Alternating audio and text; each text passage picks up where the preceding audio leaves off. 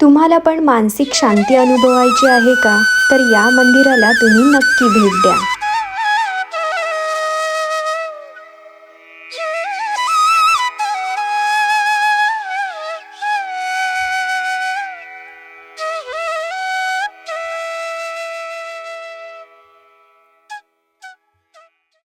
नमस्कार, मी प्रतीक्षा सुतार तुमचं सर्वांचं मनापासून स्वागत करते आपल्या आवडत्या यूट्यूब चॅनलमध्ये, ज्याचं नाव आहे प्रती कोकण ब्लॉग.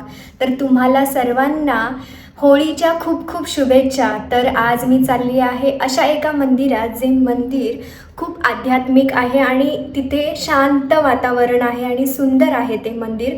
नेमकं ते मंदिर कुठे आहे आणि त्या मंदिरात कसं जायचं याची सर्व माहिती तुम्हाला या व्हिडिओमध्ये मिळणार आहे. तर व्हिडिओ शेवटपर्यंत नक्की बघा.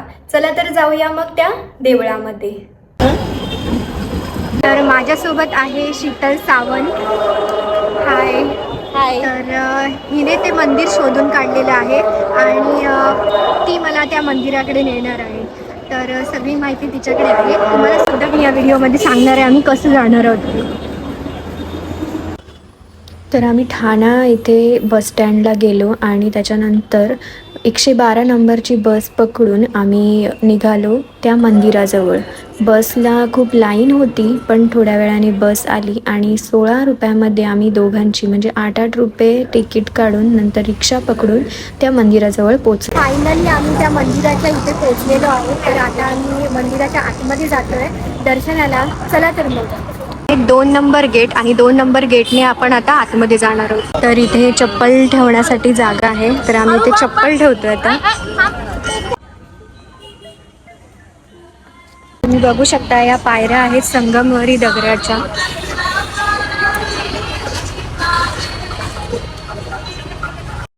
तुम्ही बघू शकता इथे किती सुंदर वातावरण आहे आणि मंदिर एकदम स्वच्छ आहे. इथे पहिल्यांदाच आपल्याला देवीचं दर्शन झालेलं आहे आणि आपण आता आतमध्ये चाललो आहे मंदिरामध्ये. तिथे गेल्यानंतर आरतीला सुरुवात होत होती आणि इथे ब्रह्मदेवांची आरती जेव्हा सुरू झाली त्यावेळी आम्हाला देखील पुढे बोलवलं आणि आरतीचं ताट दिलं. ब्रह्मदेवांच्या इथेच देवी देवतांच्या मूर्ती आहेत आणि मूर्तीच्या बाजूला नावं दिलेली आहेत. आम्ही गेलेलो तेव्हा होळीचा पहिला दिवस होता आणि खूपच भक्तांची गर्दी तिथे झालेली होती. तरीसुद्धा त्यांची व्यवस्था एवढी चांगली होती की प्रत्येकाला बोलवून तिथे आरतीची थाळी दिली जात होती.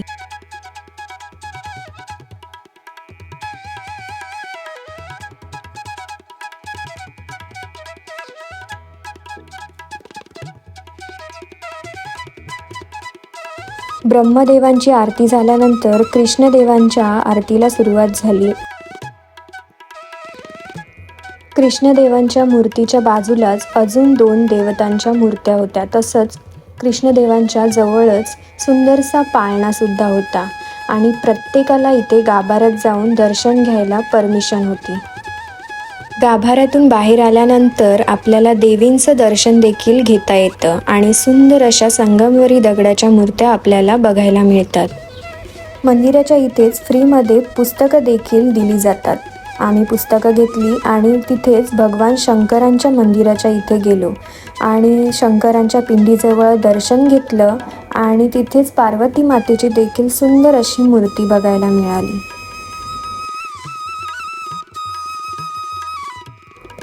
इथे मंदिराच्या बाहेर आल्यानंतर गणपती देवांची मूर्ती तसंच हनुमानजीची मूर्ती आपल्याला बघायला मिळते. या खांबावर देखील बघा किती छान सुंदर असं कोरीव काम केलेलं आहे आणि खूपच सुंदर असं मंदिर आहे. मंदिराच्या बाहेर पद्मावती देवींची देखील मूर्ती आहे. तिथे देखील जाऊन आम्ही दर्शन घेतले. ह्या मंदिराच्या समोरच अंबादेवी मातेचं मंदिर आहे. तिथे देखील जाऊन आम्ही दर्शन घेतलं. तसंच या मंदिराच्या बाजूलाच साईबाबांचं मंदिर आहे आणि साईबाबांचं देखील आम्ही तिथे जाऊन दर्शन घेतलं. तुम्ही या मंदिरामध्ये बसने किंवा रिक्षाने येऊ शकता. 112 नंबर बस आणि रिक्षाने 30 रुपये शेअरिंग घेतात. तसंच या मंदिराच्या बाजूला पार्किंगची सुद्धा व्यवस्था आहे. मंदिरातील दर्शनाची वेळ 6 ते 9 आहे आणि तसंच संध्याकाळी इथे नाश्त्याची देखील व्यवस्था असते. तर अशा प्रकारे आम्ही इथे मंदिरामध्ये दर्शनाला आलेलो आणि इथे आरती सुरू होती. तर आरतीसुद्धा आम्हाला भेटली आणि इथे प्रत्येकाला आरती करायला देतात. सगळ्या मंदिरात आरती करायला भेटत नाही, पण या मंदिराचं वैशिष्ट्य आहे की इथे आरती प्रत्येकाला दिली जाते आणि इथे 6 ते 9 असं दर्शन असतं आणि इथे भोजनसुद्धा किंवा प्रसादसुद्धा दिला जातो. तर इथे खूप शांत आणि सुंदर वातावरण आहे. तुम्हाला सुद्धा या मंदिरामध्ये यायचं असेल तर तुम्हीसुद्धा येऊ शकता आणि खूप मस्त वाटते इकडे येऊन. मी जास्त करून मंदिरामध्ये दर्शनाला जात असते आणि जास्त करून माझे जे मित्रमंडळी आहेत ते मला सांगत असतात की इकडे मंदिर आहे, तू जाणार असेल तर जा दर्शनाला. तर तुम्हाला देखील मंदिर माहीत असेल कोणतं जे तुमच्याजवळ असेल तर तुम्ही नक्की कमेंट करून सांगा. आपण तिकडेसुद्धा जाऊन मंदिराचा ब्लॉग बनवू.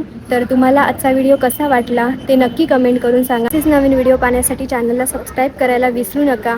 पुन्हा भेटूया पुढच्या व्हिडिओमध्ये ठीक संध्याकाळी 7 वाजता. बाय.